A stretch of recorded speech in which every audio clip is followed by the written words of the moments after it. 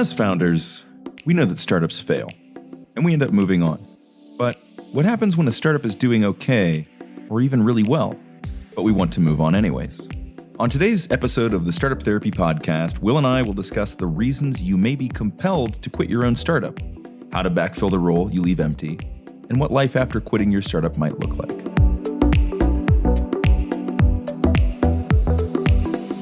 We're back for another episode of the Startup Therapy Podcast. This is Ryan Rutan from Startups.com, joined by Will Schroeder, CEO of Startups.com.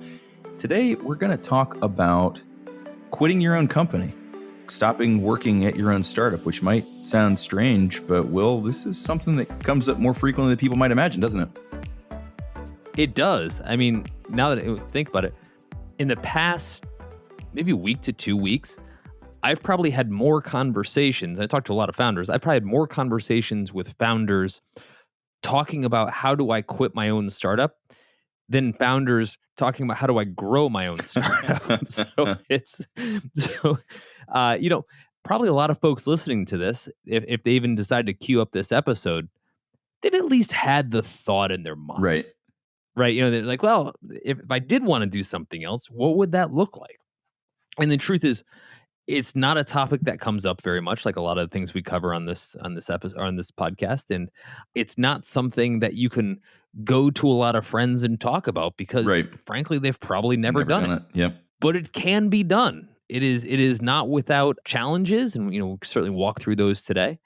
It is not without huge obstacles that you'll have to kind of overcome in order to even make an attempt at this, because even if you attempt it, it doesn't necessarily mean it's going to work. I mean, look, at the end of the day, yes, you can just quit your startup. You could replace that any sentence in startup. Like you can try it, but there's no guarantee it's going to work. Like that's, yes. Yeah, not the way folks are thinking. But, in Ryan, I think you had mentioned that you were just talking to somebody not too recently about them wanting to quit their own startups. Like between the two of us, even Tuesday. It's coming up a lot with us. Yep. Yeah. Yep. Yeah. On Tuesday. Well, out of a room of four founders, one of them was wrestling with this issue. Right. So yeah, it comes up a lot. Right. And for what did it look like in your case? I want to give you some vignettes of what I just dealt with, but I'm curious to hear how it came up in your case. Sure. This one was, I'd say, one of the pretty standard reasons that we hear for this. And it was some combination of lack of challenge and boredom.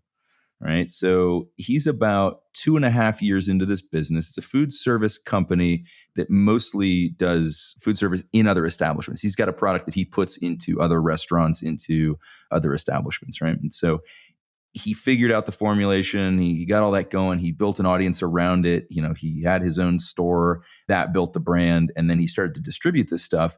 At the point at which it switched over to distribution, he was like, I'm not really innovating anymore. It's the same thing over and over again. I just have to go into another location, convince them to drop their current supplier, pick up mine, and then service that account. And he's like, it's not fun anymore, right? And so he's a little bored, little less interested in the challenge. And so he's trying to figure out, can he step back from this business and just put somebody in? It's gotten to that operational state that he's kind of like, well, I don't really want to do this part of it anymore. Right, which is fair. Yeah. And I think as entrepreneurs, as founders, we often feel guilty when we have these feelings. Oh, he definitely has that. Right. We're somehow cheating our startups. This thing that we built spent so much time to build, all of a sudden we're not doing right by this very startup. Yeah. As if our own feelings, our own emotions aren't even an option. And I think that's a dangerous place to be. Oh yeah, it can be, right? I mean, at that point when you become disinterested in the thing that you're doing, regardless of whether you feel guilty about it or not, there can be some seriously mal outcomes from that. Yeah, and so in my case, I had 2 conversations that I can recall, both in the past week. So these are very top of mind. One comes to me from a founder who's 23 years old, smart founder, great business, probably some of what you're talking about, and he's been at it a few years. He likes the company. It's not a problem of whether he likes the company. It's just not doing well enough that he's like, I'm going to put all my chips on this. I'm 23 years old. I got a lot of life ahead of me. I'm not sure that this is what I want to push all my chips onto for the next 5, 10 plus years. Right. But I have enough of a business, and I think this is going to ring true for a lot of the folks listening. I have enough of a business that I also can't let it go. I'm not looking to shut the business down. Important part, I think, what we're talking about today, we're not talking about necessarily shutting businesses down. We're saying, how do I quit startups that are working just fine? Yeah. You know, Yeah. how do I just leave the steering wheel, so to speak? Right. Again, so he's thinking, look, I've got this business. It's not big enough for what I want it to be. The total addressable market or the growth rate isn't big enough, but it's big enough that I can't just fold it either. You know, it's a viable business. What do I do? And I think that's really interesting because there's part of him that's saying, well, maybe I'm just giving up on the business. You know, Yes. maybe I'm just not really giving it its due. But Well, if there's he's another part of him 23 that's years saying, old. I'm guessing he hasn't put in 7 years on this thing yet, has he? well, but he might be, and I actually shouldn't say he might be. He is smart enough to know that there's a fairly high chance that it's not a time thing anymore. The business sometimes early on kind of plays its cards and you can see where the business Yep. is going to go.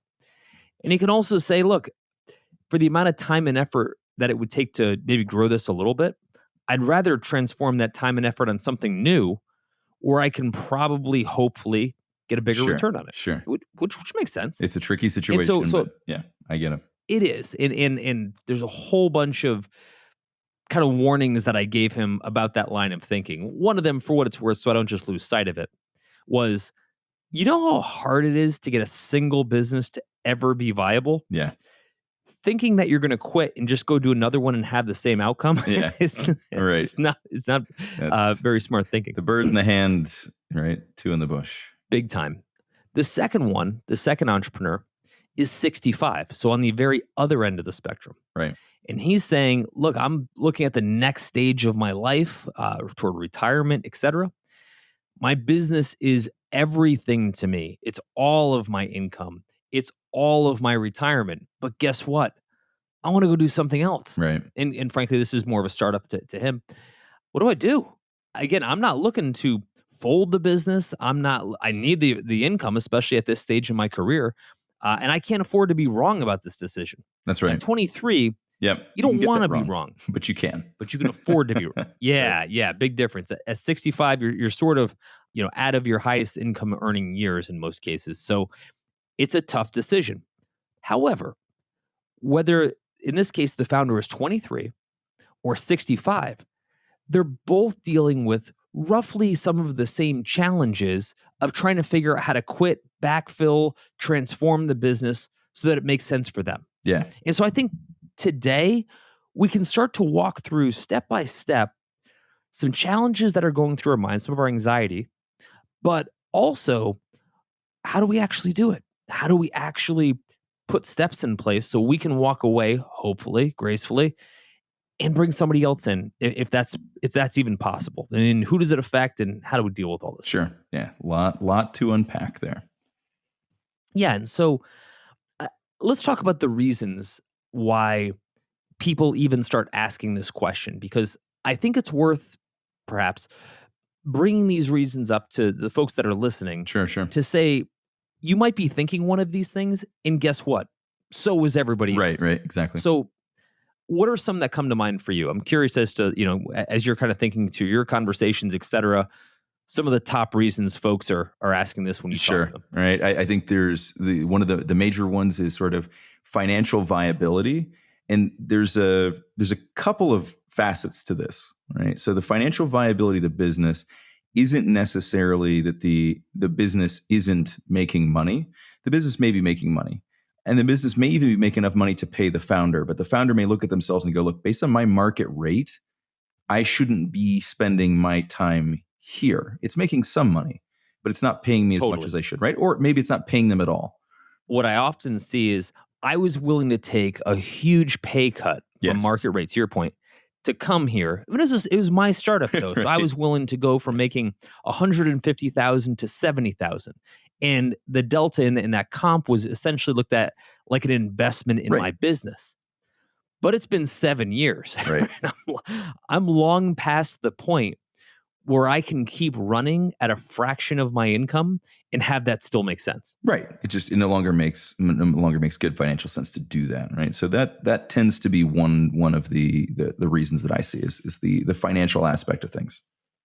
And I think that can come in a few flavors, like we talked about. We talked about one is I'm just making far less than market. Yep. The other is I haven't gotten to market. Right. My buddy who is 23, and let's say he's thinking, well, if I just came out of college, maybe I'd be normally making, say, $60,000, depending on your market, part of the world, et cetera. But I'm making 30. Right. And if I stay on this track over the next 5 years, if I go from 30 to 40 and I've burned up 5 prime income raising years of my life, yeah, I'll have myself at a point in the market where I am woefully behind where my peers are. And that catch up becomes almost impossible at that point. Man, it's tough. It's not impossible, but it's tough.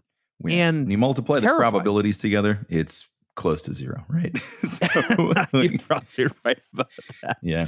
But I think the facet of not being financially viable is also something that's hard for us as founders to come to grips with. Not because we don't understand money, not because we don't understand how our bills aren't getting paid.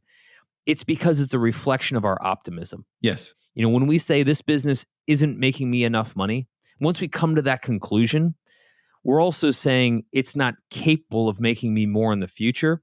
And how long do we run on that optimism before we have to come to that conclusion? Yeah. A long time. And that can be and it shouldn't take us that long, right? I mean, like objectively, if you see that things aren't changing, you should be able to get to that conclusion. But I think that going back to that optimism paradox, right? We always believe that we'll be able to make changes, that something can happen, that we can enforce that. And sometimes that is true, right? And I'm sure this is what's going through, the 23-year-old's mind is, if I just put in a little more time, can we turn the next corner on this thing? Can we create some lift? Is there some scalability here that will really change the way this looks? All right. But yeah, so I think that financial viability is a really important one. It's also one of the more tricky ones because it can then be a barrier to being able to step out. I know we're going to talk about that later, but I think it's important to understand that there are strong ties between the reason you want to quit and your ability to do so, right? So if the thing's not financially viable, there may not be an ability to replace yourself within the business from a cash standpoint, which makes it really hard to then step away for that reason. Yeah, I agree. And another one that I often see, I saw this firsthand, so I'm actually going to talk to it maybe, is I'm bored. Yeah. It happens. Look, man, you started this business. You were excited about the market challenge. You had a novel idea that you were working on. Doesn't mean you were going to be excited about it for the rest of your life. Yep. At some point, the business just becomes a business. Customers just become customers. They're not that new thing, that novel item that's getting you to the next level to validate what you built. Yep. And you're just bored. I'll give you the most insane example I can think of is actually something I went through myself. In 1999, I'm growing this agency business, and maybe it's 2000. It actually doesn't matter. And I remember that year, we made $23 million in net income. Yep. So much money. Right? Good year. Yeah, it was a good year. In 1999, it was a good year overall. And I was 26, maybe. I can't even do the math. Probably 26. And get this, bored out of my mind. Yeah. Could not wait to get out of there. Couldn't find enough ways to try to get out of there. I was bored with being in the agency business. I was bored running that business. I mean, idiotic is probably a better way to say it. I mean, it's insane now that I kind of look back on that was even an emotion I felt. But Ryan, I felt it so intensely. You can't fight those things. I would say, well, what if we were to expand this category from I'm bored to I don't wanna, right? We did a podcast on this a couple weeks ago. We did a podcast a couple weeks ago where we said, like, there are, as founders, we build businesses to allow us to do things we want to do. But as founders, we also build businesses that keep us from having to do things that we don't ever want to do again. And you and I went through a laundry list of things, like not working with jerks, not answering to anybody else. And so I think that if you lump all those together, I think that when those things do enter the business, if you aren't able to stop them from entering the business, that categorically is one of the major reasons that people end up wanting to quit their own business, right? Maybe your client base changed. It turns out the only people that you are able to service as clients are lawyers, and you just don't get Yeah. along with lawyers. I might be Who does? projecting a little bit right now. and so, yeah, hope our corporate counsel's not listening. Yeah, right. Or at least not billing us for it if they are. So I think that there's a lot of things that can enter in that make you want to do something else because you simply don't want to be doing this, right? Whether it's boredom, Which is fair.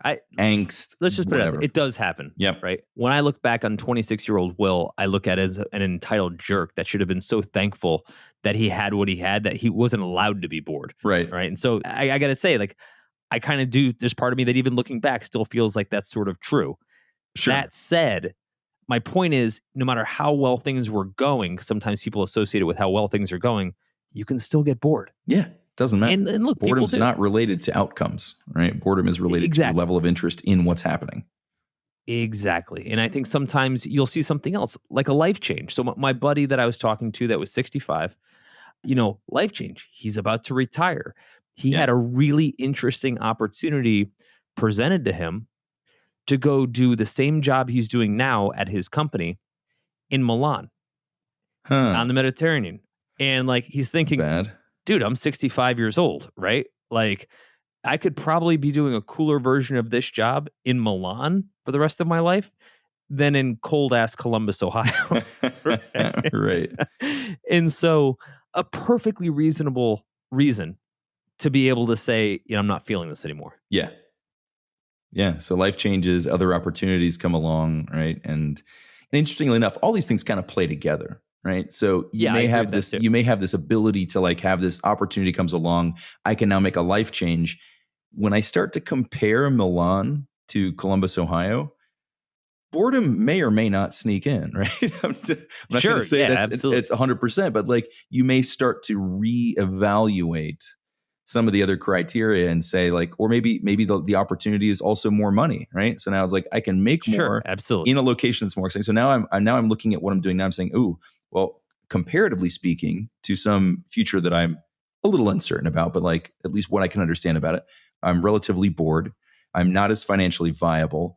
And there's this other life change that I want to make, like moving somewhere, right? That sounds awesome. So these things tend to play together as you start to drive towards this point where you want to quit. Or sometimes you're just burnt out. That's a huge one. Yep. I hear a lot of folks say, and I think this they feel like this is some indictment against their own personality as a founder.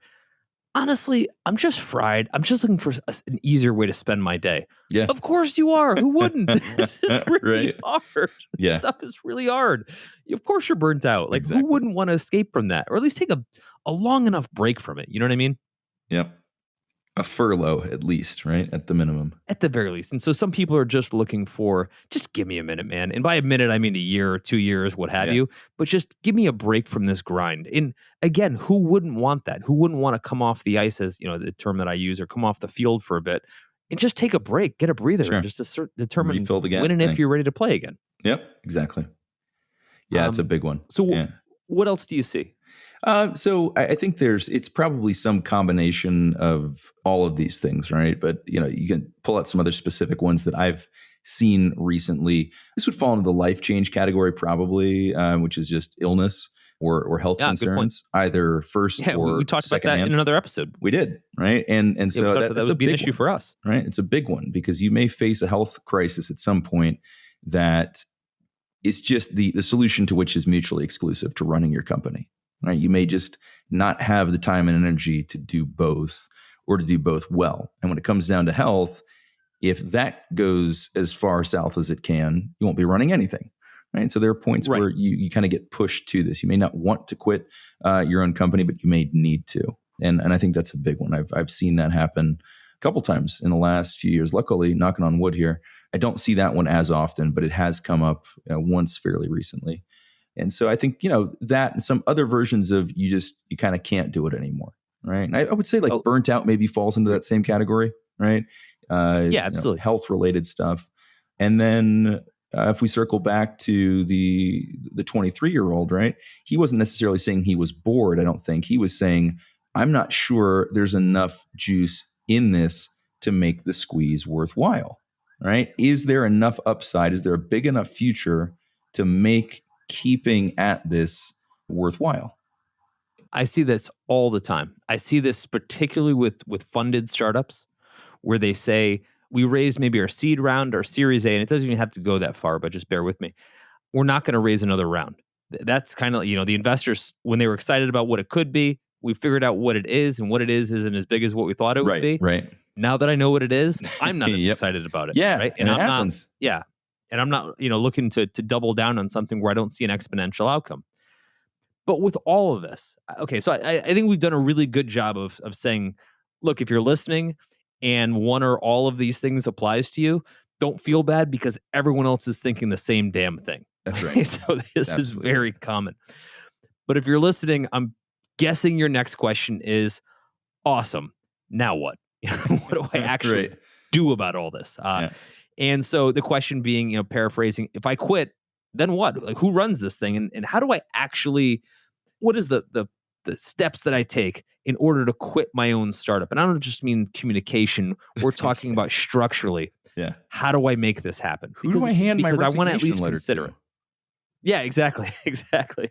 And so one of the things that I often present to folks, and certainly who I presented to a couple founders that I was talking to in the past week, is that we often think that as the founder / CEO of the company, that we're the only person that can run the company. Now we Yep. don't think that literally, like we don't think anybody else can do it, but we forget that at the end of the day, it's still a job. That's right. To us, it's more than that, right? To us, it's probably all of our net worth. To us, it's probably every moment of our day and everything else like that. But to someone else, what we do is just a job, Right. which means it can To be the hired company. for and backfilled. It's a series of tasks and responsibilities that have to be completed, right? And so from a company perspective, that's what it is. It is kind of that simple, right? Right. And so when we talk about how to essentially backfill ourselves, we've got to consider a few things.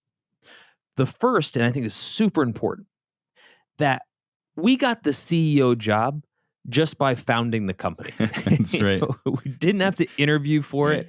It wasn't a leg up for us. We Right. spent $100 to incorporate the company, and lo and behold, we're Yep. the CEO. 8 minutes later Now- on GoDaddy, I was ready to go. Exactly. But for everyone else, that is an enviable position. Right. And I try to remind founders that there are lots of people that would kill for a CEO job. Now, Right. while your job may not sound exciting to you, it's damned exciting to lots of other people, That's right. particularly most of the world who doesn't have a CEO title. That's correct. And so I ask folks, just remember, if you step back and you say, I have a CEO job to give somebody, that's a big deal to a lot of people. And I think we tend to underplay that because we sort of got it for free being in our entire lives, our entire net worth in every waking hour, but we got it without the interview process. We didn't have to go through 20 years of being promoted in order to get it. And I think that's something that's really overlooked. What do you think? No, it is for sure. I mean, when that opening occurs, right, there's a strong vacuum, right? There's a lot of allure to being the CEO of a company, and it can come from a lot of different places, right? Like it may be,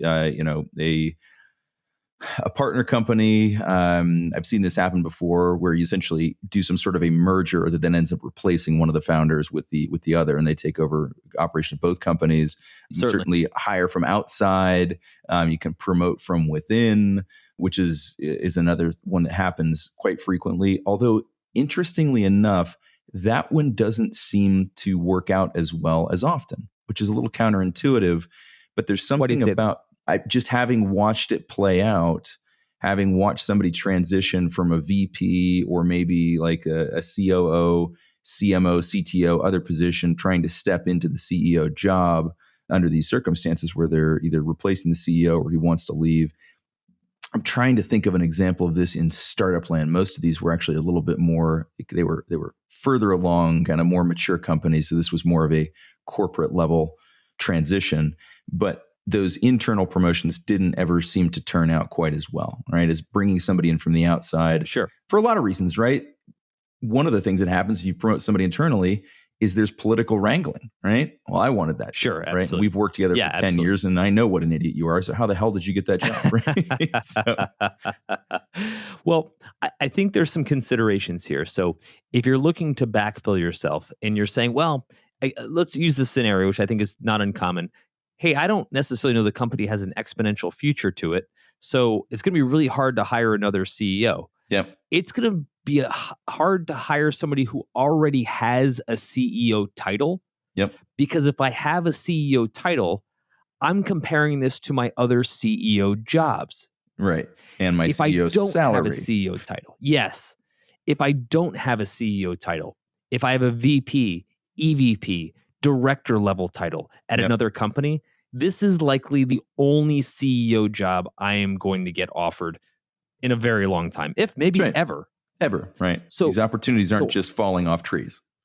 That's exactly it, man. So often what I'll say is what you're looking for is the next up and comer, and this is their shot. But don't underplay the fact that bringing somebody in as a CEO could be a huge win for them. Going back to my agency days, and even after that, after some of the startups that I did, I often worked to bring folks in to replace me because I was actually dealing with all of those issues we talked about.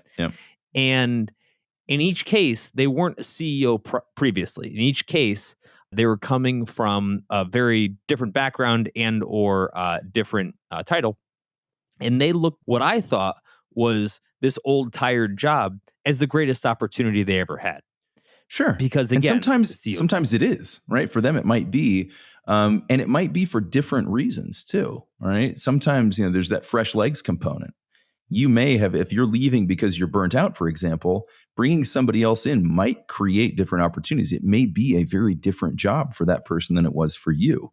Couldn't agree more. So that it depends. It goes back to that, we said earlier, which is that this does map back to the reasons why you want out as to what the opportunities and options you have for replacing yourself, right? If the company's not making enough money to pay you, the idea that you're going to find a rock star replacement for yourself, not impossible, but certainly less likely, right? If it's a boredom thing, then the person that you're looking for is also a different individual. You're looking for somebody who's more operationally focused, who's satisfied with fine tuning something that's already working, as opposed to going out, tearing up new space and trying to make new things happen, right? So a lot of this does map back to where it came from. They also probably don't own part of a company. People really take this for granted. Again, for the same reasons we founded it, we got 100% of the equity for free, so to speak. And we've kind of taken equity for granted. I don't mean that in a negative way. I just mean in a way where we've gotten used to having it. But the folks that we may be replacing ourselves with don't have that. They don't have a way to get involved in an existing company, which heavily de-risks that step, and be able to take an ownership stake in the company. And I think the moment you give people a meaningful ownership stake in the company, it's a very different opportunity. Oh, for sure. And I think it ties them to the company in so many different ways, right? And if and this is something that's pretty interesting too about having somebody who's in that non-CEO role. If they're in a CEO role and they're in a CEO salary, depending on how long they've been there, that may be their plan. They may already have a financial trajectory that allows them the freedom that they want. Whereas somebody coming in who's not at that level, who doesn't have equity anywhere else, looks at that and says, my destiny is now in my own hands in a very different way. I can grow this company. I can grow, I have a salary, but I can grow an asymmetric amount of value in this thing because I now own a meaningful portion of the company. And that will completely change how they feel about what they're doing. You said something earlier, and I think we both touched on this. Also a fresh set of legs. Yes. Right? So when we're getting to the point where we're burnt out, we need to make a life change, et cetera, the last thing on our mind is coming in guns blazing to try to grow this thing. And that's dangerous. It's unhealthy for the organization. It's certainly unhealthy for us, and it's unhealthy for any future prospects of growing anything. This new person comes on, they're a CEO for the first time. They're a part owner for the first time. This is the greatest opportunity they've ever had. They're going to go guns blazing, which is exactly what you're trying to backfill. Now, all of this is all well and good, but it still leaves the next question, which is, I still actually need to get paid.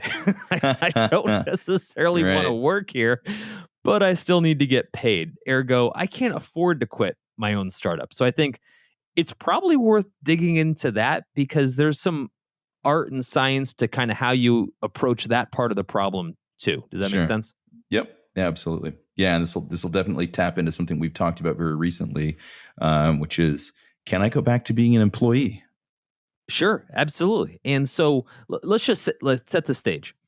Going back to the two examples I was using, the two vignettes, a 23-year-old, 65-year-old, both were in the same position. They said all the reasons that we listed, they applied at different levels, but hey, I'd like to get out of this thing. But I don't know that I can find someone to backfill me because they weren't thinking about the CEO, the equity, and all the different components that would be attractive for somebody else. And even if I did, I don't know how I'd pay them because I'm just making this up. Let's say that I'm pulling down $100,000 a year of income from this company. It's Yep. not like I've got an extra $100,000 that I don't know what to do with. And by the Right. way, I pay my bills with that $100,000. So Yep. how do I make that work? And so here's how it gets done. I've seen it done numerous times. Let's say you've only got $100,000 to play with. And so again, we're not going to create monopoly money to pay people. Sure. You've got a couple options.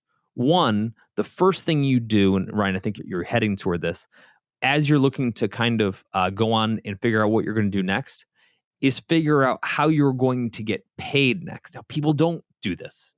What they say is, I want to quit and I want my full salary. And okay, that's just not going to happen. Right. Let's just be clear. You only get to make the leap, assuming that you need the cash, if you first find a new way to make more money, which is antithetical to a lot of founders because they're like, Right. no, this is the way I make my money. I want to go work on something new where I'm not going to get paid, but I can still draw a salary while I go work on this other thing. It's not going to happen. Unless you live in Denmark, and then it does. What? But yeah. In Denmark, Why Denmark? Because in Denmark, if you leave your job, you have up to a year at, I think it's 70% of your current salary to find a new job. That's amazing. That's a It is real thing. amazing. It's a real thing. It That's might be one of the reasons they're the happiest country in the world. Oh, wow. Or the most employed, apparently, because Yeah. you sort of never go unemployed. That's exactly Jeez, it. well, if you're in Denmark, hit pause right now while we explain Right. how the entire rest of the world has to solve this. Yeah, you can problem. fast forward through the next 3 or 4 minutes here. Yeah, right. So, but here's how it does work, to be fair. Typically, what founders will do is they'll either find some other consulting type gig to try to supplement a little income. And again, you have to be thinking in terms of how do I start making more money elsewhere? Not again, how do I magically somehow get paid without doing the very work that was incumbent on the job to begin with. Sure. But what you can also do is if you're promoting somebody within the company, you can start to hand over some of the responsibilities piecemeal and by way of that, some of the comp, so that let's say you're taking $100,000. Year one, they take $10,000 of your comp. In year two, they take $20,000. Year three, they take $50,000. So as you're kind of ramping down, they're ramping up. It doesn't always have to be all or one, and that mainly works when you already have folks that are on the payroll that can start to kind of juggle the additional responsibility while you take some of it off your plate. Yep. Another way to do it, which is very common, is the person that's coming on takes a portion of their comp in stock. So you're using some of your stock as a replacement for cash, like startups do all the time. Yep. And that can work as well. Yet another way that you do it is you actually go get another job. That's right. By the way, it happens all the time. Yeah. My buddy who is 65, he was planning on getting another job. He had a perfectly functioning business, by the way. In his case, it wasn't a matter of the business not doing well. He just wanted to go do something else. He specifically wanted to go do another job that actually paid him more than he was making now. And he was just trying to figure out how to functionally backfill the organization so he could quit his job and go do that. Right. So that's not unusual. Yeah, and one other thing I want to point out here, as we talk about backfill and we talk about, how to replace ourselves and how to cover the cost of that it isn't always a binary replacement, right? It's not I'm leaving and then Bob is going to take my job, or I'm leaving and Carol's going to take my job. Sometimes this gets defrayed out across the organization, That's a right? great point. And over time, you can kind of, hand off certain responsibilities to other people who are either as or more capable or can become capable enough to do the job. You could make a case that, this might be harder, easier, depending on the stage of the company. And there probably is something to that. But I could see this playing out at a large company or a small company in different ways. What I love about that is often the CEO wears a handful of hats. Yep. And each of those hats, they have a particular affinity for, or in some cases they're the best at, et cetera. And if you try to find one person to wear all of those hats, it's usually very difficult because we kind of organically got to that role. Yeah. But You if we were to grew break into the down weirdest looking hat ever. That's what happened, right? exactly. But Only fits my head. yeah, I'll take my role for example. As you know, I've got a lot of different facets to my role. I'm our CFO. I do product development. I do a ton of writing. I'm not going to find somebody that can do all of the things that I do, Right. but I can find lots of people that do some of the things that I do. Yep. And in fact, only handing off each of those things individually may make this 100 times easier because there's so many cool ways I can do this. I can do it over time. I can say, look, the first thing I'm going to do, the first role I'm going to try to pick off is CFO. I'm going to continue to do the other things that I'm doing, and this is part of a retirement plan, so to speak. And I'm going to hand that off first. Now I at least have 2/3 the amount of work that I needed to do before. Right. Incidentally, the other thing that might happen might just take some pressure off me for a while, right? Which solves some of those other problems, which is it may eliminate the need to quit in the first place. Exactly. The other thing would be, okay, I'm going to take 3 of my roles and I'm going to hand them off to other people, give them some additional equity or profit sharing or even cash comp in order to support that. And I may find that once I've done that, the remaining role of a CEO is like a COO. It's like a VP of something. It's not even that significant of a role. But when you packed all those pieces together, it was a really complicated, expensive role. But when I decouple it and I start to look at all of the pieces individually, and maybe I'm really good at, say, business development, which is often the case for a CEO. And maybe that's all I'm left with. Right? Maybe just day-to-day administration, et cetera. Just once I got that off my shoulders, I have 20% of the work. And guess what? Maybe now I'm hiring a head of business development to backfill me. Maybe the role I'm looking for is completely different at that point. Yep. I think that's and then the such a clever criteria tactic. change, the economics change completely, and even the necessity to completely back out might change. So there's definitely value in looking at that, because in the same way that you said earlier, when we found the company, we take for granted, not in a negative way, we take for granted all that equity is ours. As that CEO job, founder job grows over time, we take for granted that all of that stuff belongs inside that role. To your point, if we start to unpack that, what we're probably looking at is the aggregate of several different roles bastardized into one Franken role. Right. And so I think unpacking that and really being clear on where you need to be focused and how that aligns with the objectives of the company may completely change the notion of how this discussion plays out. Also easier to find your replacement. The other thing that I've seen that I've done myself, and you actually do see this in public companies and other strategies, is I basically go into a chairman role, which is often kind of like a CEO in waiting, or sometimes it's how CEOs get fired. But hospice for CEOs. Hospice for CEOs. But a chairman role says, hey, I'm still around if you need me, but let's be clear, I'm trying to get out of this thing. Right? And so whenever you see a CEO move on to a chairman role, that's usually part of a transition strategy into I'm not going to be here anymore. But that can also be used to great effect, which is to say, if shit hits the fan, I'm still around. I'll still jump back in. And it may turn out that, let's say I've got 4 roles that I'm part of as the CEO. I hand off 3 of them. And the 4th one, which could be something like sales, vision, future strategy, whatever, I hire a CEO and she's specific to just that component. But a year goes by and just things aren't quite working out well for her. I'm still chairman. I'm going to kind of roll back in if I have to, in order to kind of backfill that role, or at least help out, et cetera, showing that I'm still around somewhat. Like I haven't totally left the farm. Yeah, man, that makes tons of sense. And, we've gone over, how we get to this point, what causes to have these feelings, what are the practical considerations in terms of handling this. Is there anything we haven't covered off on? Are there any other lingering concerns that we should throw out there for people? Yeah, I'm just going to put it this way. No matter how much we break this down, Ryan, you're still going to be super freaked out about it, right? Yeah. That's a given. There's no version I've ever Right. seen where anybody has been like, I just decided to quit my company. It was all smooth sailing. No, it's going to be a complete nightmare. Yeah. But look, at the end of the day, people quit their startups all the time. But what they do is they develop a plan for how they want to quit their startup. They execute it like any other plan that they have, and they come to a conclusion where they're ready to move on to the next thing.